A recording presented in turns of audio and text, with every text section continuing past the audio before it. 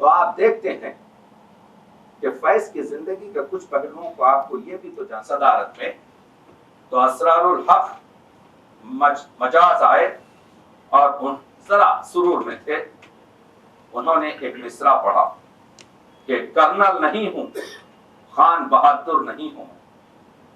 یہ پورا فیض پر. فیض اس وقت انگریزی حکومت میں کرنل تھے. فیض نے صحیح ہے 1936 میں تحریک یعنی مظفر اور ان کی بیگم جہان کے کہنے پر اگرچہ کہ ترقی پسند تحریک کو انہوں نے قبول کر لیا تھا، لیکن 1941 میں فیض نے انگریزی حکومت کی ملٹری میں انفارمیشن سیکشن میں ایز اے کیپٹن کی حیثیت سے تقرر حاصل کیا اور 4 سال کے بعد ان کو ایک عہدہ بھی دیا گیا اور ان کو گورنمنٹ آف برٹش کی جانب سے ایک خطاب بھی دیا گیا، تو یہ کرنل ہو گئے. اور فیض کے جو والد تھے وہ خان بہادر تھے، اس وجہ سے کہ یہ شخص افغانستان کی حکومت میں برٹش گورنمنٹ میں افغانستان کے سفیر تھے. تو فیض ایک بڑے خاندان سے تعلق رکھتے تھے. باپ خان بہادر خود کرنل اور اولین زندگی لیکچررشپ، اس کے بعد سے اس کو ودا کیا، اس کو خیر بات کہا اور پھر یہاں سے صحافت میں آئے. صحافت کے بعد فیض نے 2 فلمیں بھی بنائی. تو فیض ایک شاعر ہے، فیض ایک ادیب ہے، فیض ایک مستعد ہے، فیض ایک صحافی ہے، فیض ایک فلمی انڈسٹری کا ڈائریکٹر ہے، فیض ٹی وی کے پاکستان ٹی وی جب اس وقت بن رہا تھا اس کے ڈائریکٹر ہیں.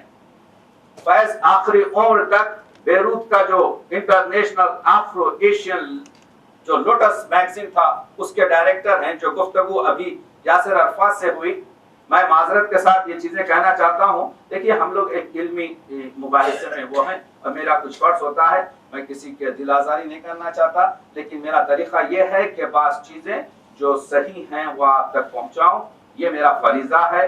تو اس میں کسی کو برا ماننے کی ضرورت نہیں ہے. کبھی فیض کا نام نوبل پرائز کے لیے نہیں بھیجا گیا، کنسیڈر نہیں ہوا. جس شخص کو نوبل پرائز ملا ہے بارہ صدر سے وہ ٹیگور ہے. علامہ اقبال کا بھی نام کبھی پیش نہیں کیا گیا. اس کی وجوہات جو بیان کی گئی صحیح ہے، لیکن فیض کا اور اصل بات یہ ہے نوبل پرائز کی کوئی اہمیت ہی نہیں ہے. جس آپ نے دیکھ لیا نوبل پرائز کا گیم تو اس سے کوئی ایسا اعتبار بھی نہیں ہے.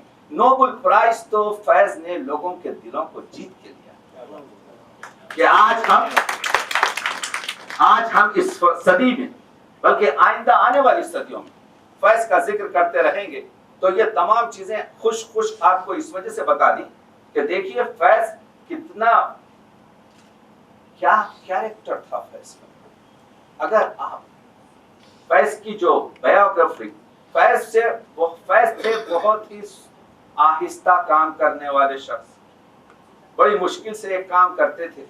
لوگوں نے کہا بھائی آپ اپنی سوانح عمری تو لکھ دیجئے، کہنے لے کے لکھوں گا.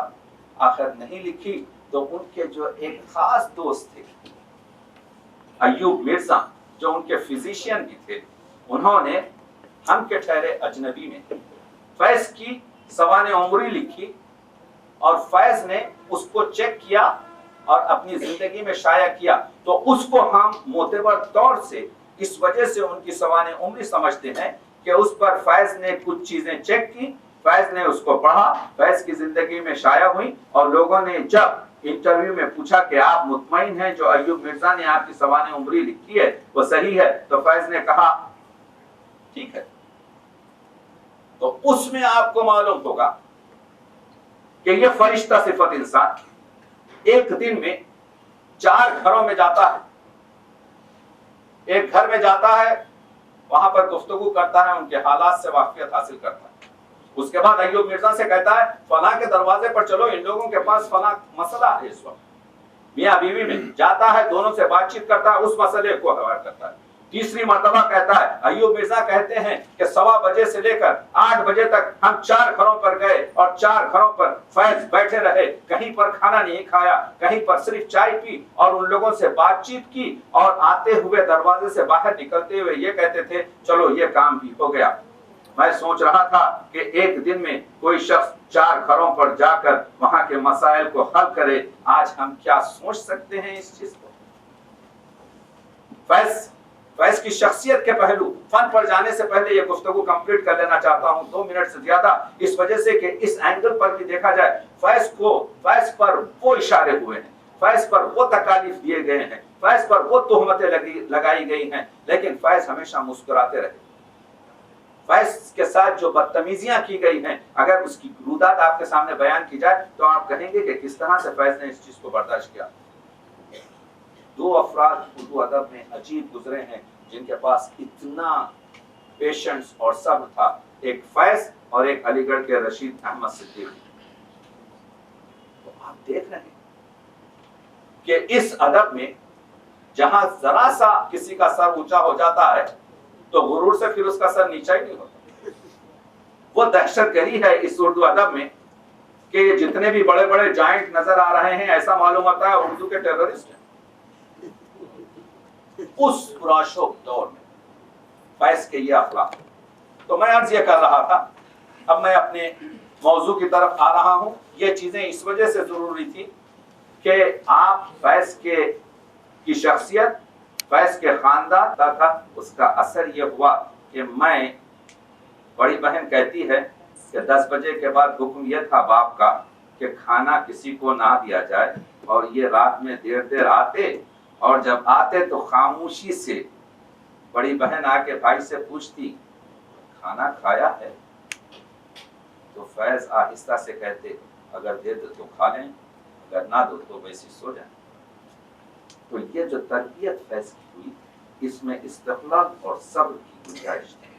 तो फैज ने पहले रोमानी नज़में लिखी, और जब फैज से पूछा गया कि आपकी शायरी किससे मुतासिर है, तो फैज ने कहा कि भाई देखिए, रूमानी शोरा में असगर हो कि जिगर हो कि हसरत मोहानी हो कि अख्तर शिरानी हो।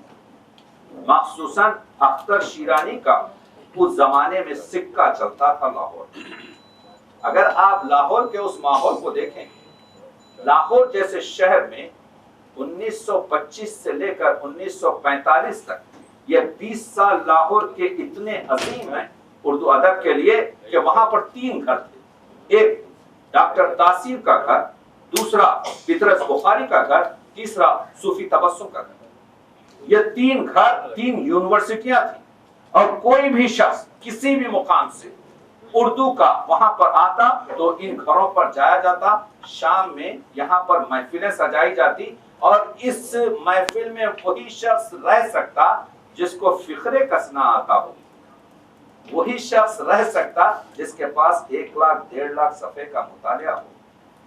वहां पर नून नींद राशिद और फैज की तरबियत।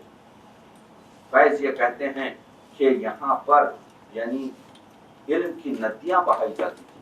हमारे लिए ये चीजें नहीं। मैं 8-8 घंटे बैठा हुआ कुछ किताबों में अपना सर छोड़ता हूँ, काश कि मुझे एक तासीर जैसा, एक सूफी जैसा, एक इन घरों जैसा माहौल मिले। हसरत कहते हैं कि अल्लाह रे जिसमें यार की खूबी के खुद बखुद, रंगीनियों में डूब गया पीरहन तमाम। इसका मतलब है रोशन जमाल यार से है अंजुमन तमाम, दहका हुआ है आतिश गुल से चमन तमाम। और फैज का रंग देखिए, ये शेर को जहन में रखिए कि फैज ने जो तासीर ली है कि रंग पीराहन का खुशबू, जुल्फ लहराने का नाम, मौसमे गुल है तुम्हारे बाम पे आने का नाम। और या एक और शेर के, उनका आंचल है कि रुखसार का पीराहन है, कुछ तो है जिससे हुई जाती है चिलमन रही। ये जो चीज मैं आपके सामने पेश कर रहा हूं वो ये है कि फैज ने शायरी जो शुरू की वो रूमानी जिस्म और रूमानी फिक्र के साथ لیکن ایک ساتھ کچھ عرصے کے بعد ان کو یہ احساس ہوا کہ صرف فن برائے فن شاعری نہیں ہوتی، بلکہ فن برائے ادب ٹھیک ہے، ادب برائے ادب کے ساتھ ادب برائے ہدف بھی ضروری ہے۔ شاعر کو چاہیے کہ شاعری کی جمالیات کے ساتھ سماج کے مسائل کو بھی نظر کرے۔ تو پھر اس زمانے میں ایک شخص نے پوچھا تھا فیض سے کہ آپ پر کون سے اردو کے اساتذہ کا اثر ہے، تو فیض نے 4 نام لیے تھے: سودا، غالب، میر اور انیس۔ کہنے لگے علامہ اقبال؟ تو فیض نے کہا ہاں، وہ بہت بڑے شاعر تھے، لیکن ان کا ڈکشن اور ان کی جو شاعری کی عظمت ہے، ہم اس سے اتنا استفادہ نہیں کر سکتے۔ اب میں آپ کو چند شعر سناتا ہوں۔ لوگوں سے جب گفتگو ہوتی ہے ہم کچھ خشک اور تر مسائل سے گزریں گے، لیکن توسیع لیکچر ہے تو آپ کو یہ برداشت کرنا پڑے گا، اس وجہ سے کہ توسیع لیکچر کے کچھ یعنی اہم مسائل ہوتے ہیں۔ ہم نے ابھی کہا کہ غالب کی غزل کا اثر فیض میں ہے۔ اب فیض کے آپ کچھ شعر سنیے جو غالب کے رنگ میں ہے کہ دل کا ہر تار لرزش بہم، جاں کا ہر رشتہ وقف سوز و گداز، میری خاموشیوں میں لرزاں ہے میرے نالوں کی گم شدہ آواز۔ یہ لہجہ غالب کا۔